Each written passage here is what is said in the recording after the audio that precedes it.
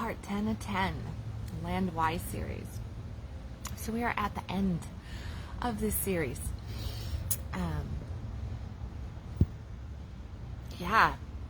I've shared a ton with you guys around the last 28 years of my adulting and relationships. So 28 years of reveal to you guys over the last 10 episodes here.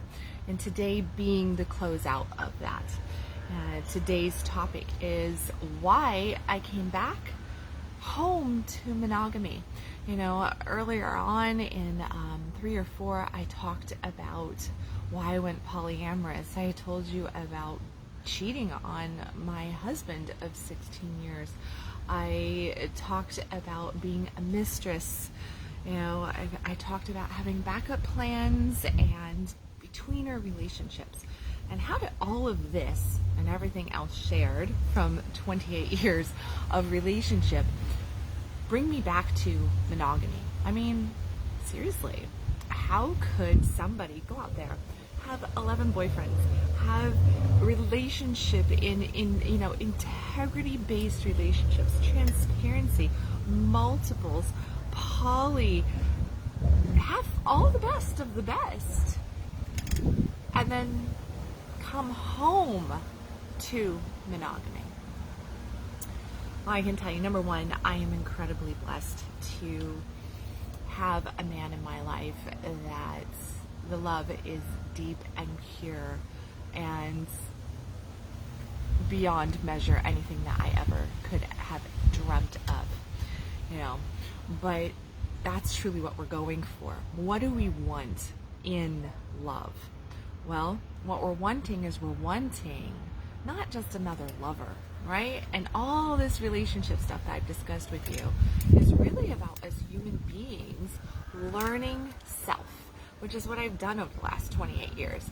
I learned self, and I put myself through massive hard knock school of sex and relationship, of authenticity, of getting familiar with who I am and what I really truly want at my core.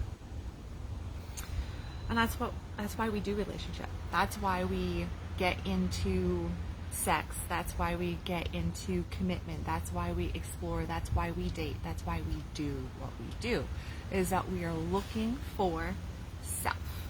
Okay? Now here's the thing. When I say we're looking for self, when we're talking about getting into a relationship, a partnership, a unity, this bond with somebody else, this soulmate, the one, we aren't just looking for a lover, okay? Otherwise, all this other stuff that I've shared with you that I've experienced, well, it would just work. And it could just work. And that would just be all that we're wanting from it. But in order for us to really, truly define who we are and go deeper in ourselves, it means that we have to stop being so damn fragmented. And what I have learned over the course of the last 28 years is that multiple relationships, as beautiful as they are, and help us to define the things that we want and show us where we need to grow up and how we need to mature and what we're calling in and what we're putting out and all this different stuff, we really truly don't get the opportunity to go deep with ourselves or with another human being until we learn how to not be fragmented anymore. And that lack of fragmentation means that we have to come home to one. Come home to the commitment, the focus, the dedication of one. Okay? So when we come home to that one, what we're doing is we're saying that we're coming home to self, because that's what we're looking for in the relationship. Another version of self, a deeper insight into self, a companionship with self through another, a deep love of self that we can witness by the love of another and for the feeling that we have with that other. You know, love, relationship, intimacy, fantasy, desire, all these things, they sound yummy, juicy, fantastic. We want for them. Hollywood paints as beautiful pictures and movies, and authors write tales of it, and poets, script out beautiful poetry about these joyous, beautiful blessings of life that we all want just a sample of. But all of it, guess what?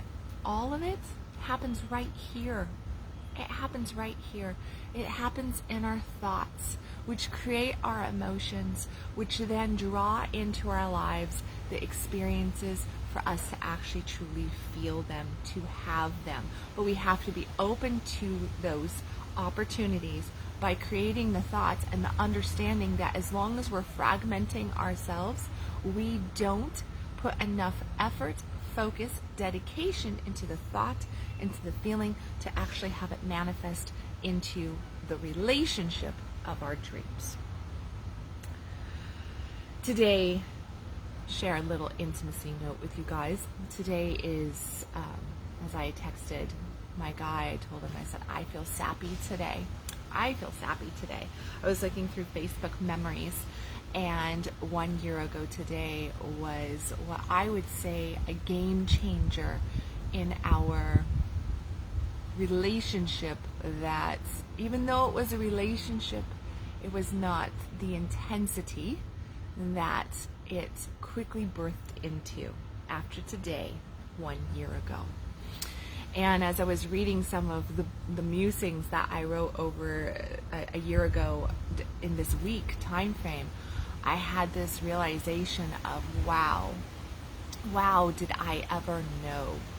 And this pertains to this conversation because my relationship with my partner is one that was building over the course of a few years.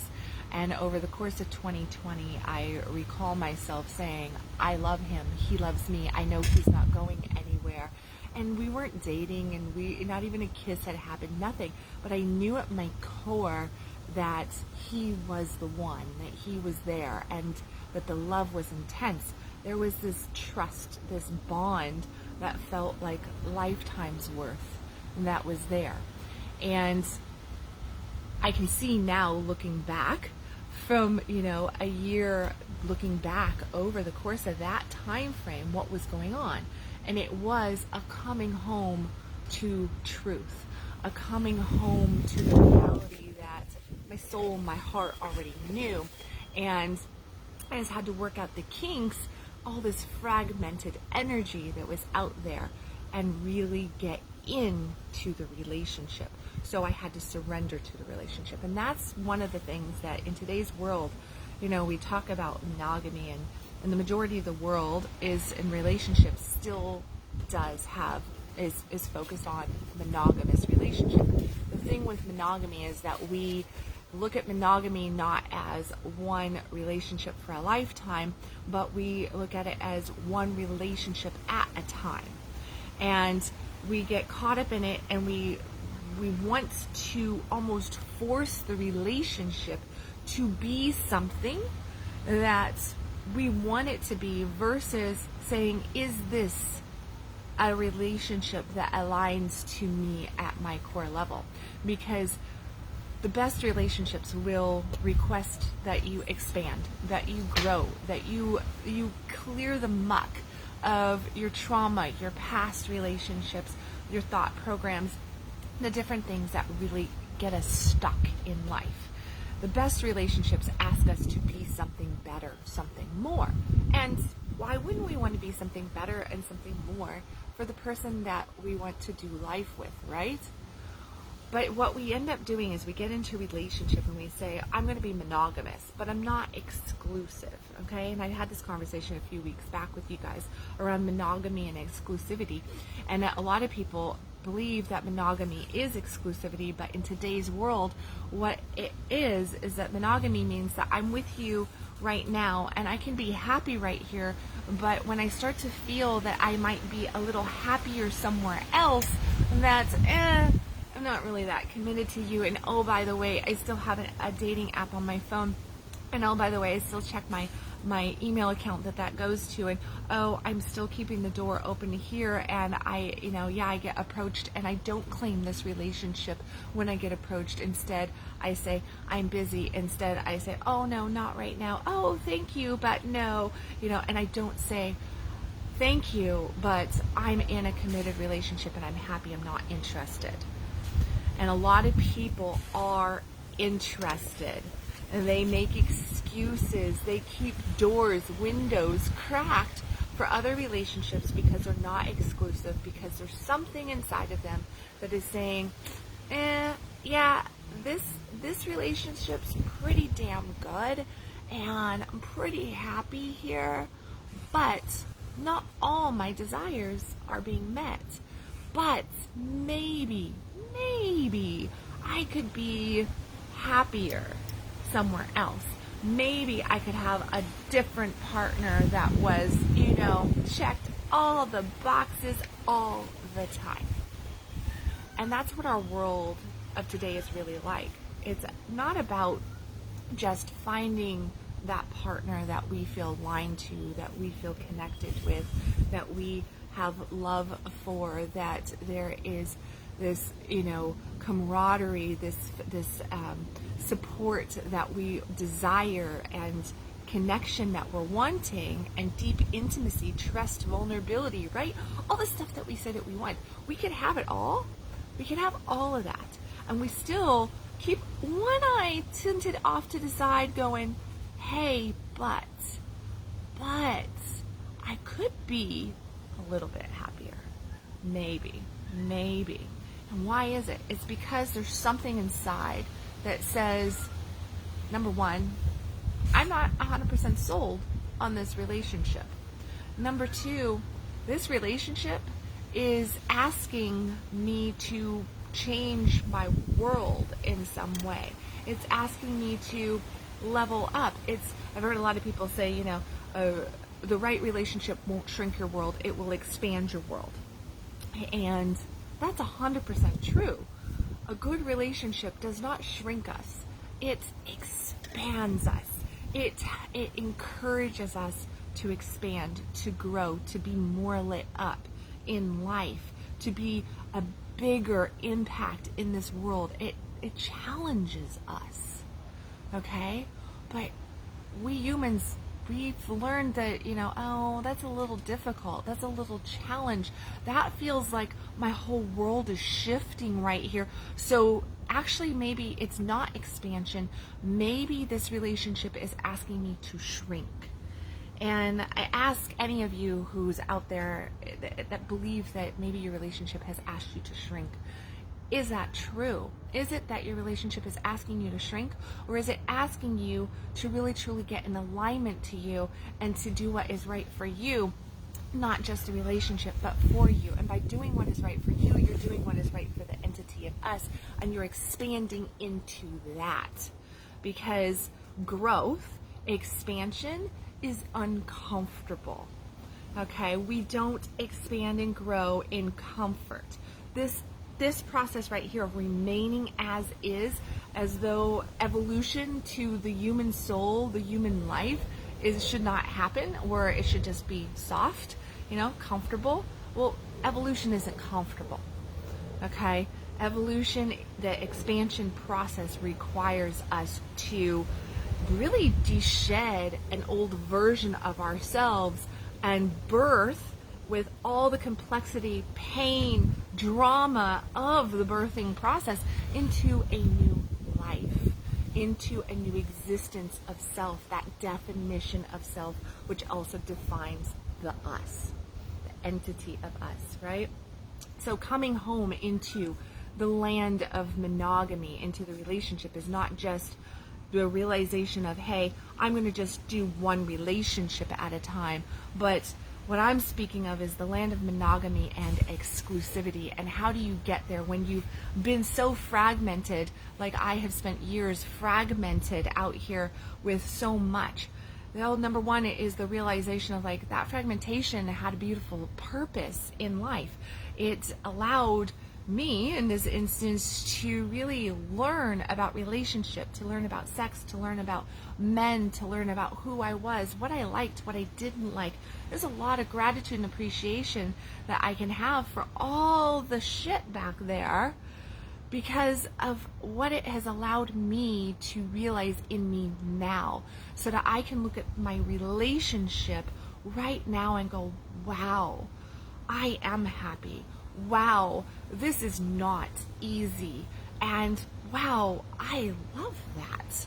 I love that there is challenge and growth potential and depth, and that there is focus from both of us and commitment, and that we keep coming back to the hard discussions, the moments that, typically in these fragmented relationships, you get to these hard points and you go, I'm not that into you, and this was just something that we were just playing with, so I'm not going to deal with the difficult conversation. I'm not going to deal with this hard space. I don't have to grow here. I can just change partners. And what monogamy and exclusivity require of us, ask of us, is to level up our game and go deep, and to have those conversations, and to put our heads down and really truly understand what commitment is, which is not just I'm committing to me and F the world who wants me to be different, but I'm going to commit to me and what is the best version of me, which also means that I have to expand and grow and connect and communicate, and above all else, trust in this relationship that support is coming back, and that I can also give that support there. So coming home to monogamy, coming home to exclusivity, those are the things that I want you to ask about yourself today. Like, what does monogamy mean to you? Are you monogamous in the old school fashion of one person for the rest of your life? And what does that really mean? Is this one person the one? Are you really truly feeling centered, aligned the majority of the time? Are you monogamous in the modern day sense of the word of one person at a time, where you're like, okay, I'm here, yes, I'm committed, sorta, for the moment, for the season in time, but when this serves its purpose and I think that I can be happier over there, then I'll go be monogamous over there, and hasta la vista to this relationship, because that's modern monogamy. There's not an exclusivity to it. And I'm not saying that the old school monogamy is the way to fly, because a lot of the times what we have to realize there is old school monogamy was based on security, was based on the focus of being able to live, right? We needed relationship for survival, where today relationship is for pleasure, relationship is for connection, relationship is for a decided unity with somebody to build our dreams, our goals, to live life, where in the past it was about just the survival in life that we were looking for, and raising of children, childbirthing. So a lot of people got together and there wasn't a whole bunch of this going on. It was just, hey, you're a good protector, provider, you're a good nurturer and baby maker, so let's get together and do life together. And what we ended up having then was this whole idea that the love story happened outside of the life story. And today what we really truly want is we want the life story and the love story together. And there's very few people that actually succeed at this, but when they do, when people come together and they commit to the life story and the love story happening all in the same space, and committing in there and keeping their focus there and not being fragmented out here and with everything else, what they end up doing is they get their dream, and they get the result that they're looking for. And the relationships of today that manage to have the life story and the love story together, do the work, keep the focus, stay committed, have the difficult conversations, come back to alignment, know, hey, yeah, I am happier, but I'm not going to worry about if I could be happier someplace else. Instead, I'm going to make my greatest happiness right here, right now, in this homeland that I have built right here. That's commitment. That's love. That is exclusivity. That is a focus that is required. And when we do that, we create the greatest love stories of all time, the greatest life stories of all time, and they exceed anything that history could ever bring about. So, I ask you, before the storm hits and I have to go inside, all right, I ask you, what does monogamy mean to you? What does exclusivity mean to you? Why do you do relationship? What are you really wanting in a partner? Can you see yourself really coming home to monogamy and exclusivity with somebody if they were the right person? How do you know that they are the right person? I can tell you it's a feeling. It's a draw in. There is a pull. There is a knowing at your core.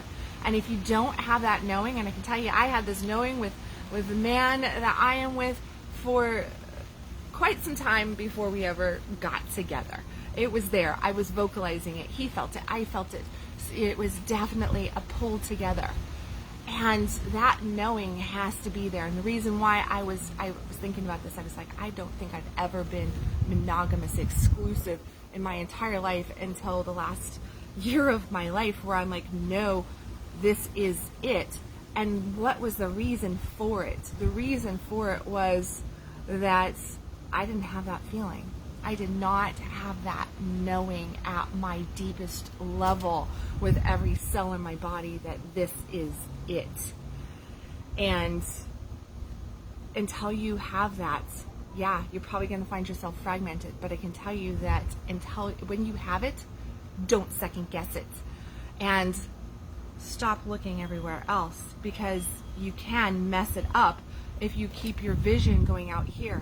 The best, most beautiful things can be destroyed if we don't give it the attention, the time, the love, the support, the dedication, the commitment that it requires and that it needs. Because much like a baby, that's what that love and that life story is it is this beautiful, sweet thing that we crave, we desire, we want, and everything inside of us as human beings want relationship. We want love, we want to be loved, we want it to be appreciated. But it requires nurturing. Nurturing means focus. Nurturing means dedication. Nurturing means showing up. Nurturing means that you understand that there's going to be growth pains to it. But you stay in the game, you stay right there, you stay committed, and you grow in love together.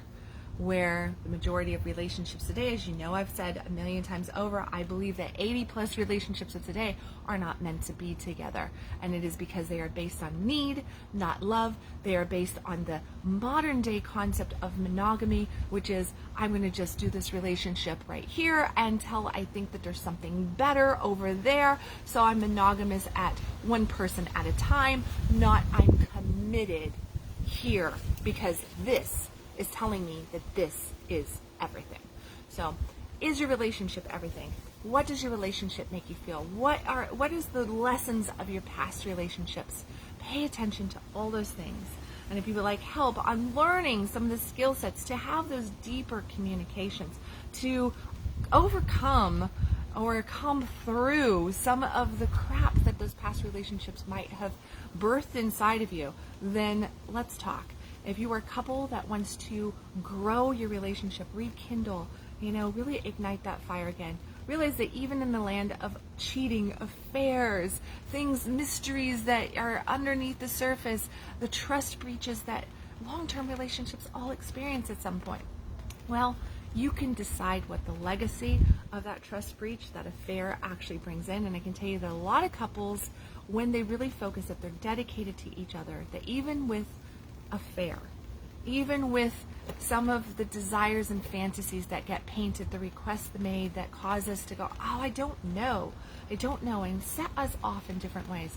Realize that if we have the conversations and if we're committed to self and we're committed to the relationship, that the legacy of whatever that challenge is can be a legacy of coming together, birthing deeper desire, bringing back that initial new energy charge in the relationship, and that you can have that love story and that life story all together, and it can carry you for the rest of your life. So reach out to me. I love you guys. I hope that you enjoyed the land of why. We'll see what else my soul wants to bring out to you in the next season of Conscious Coffee. I love you guys. I will catch you another day with another live stream. Reach out to me about coaching, relationship, love, wealth, health, being in alignment with who you are so that you can have the life that you were born to live.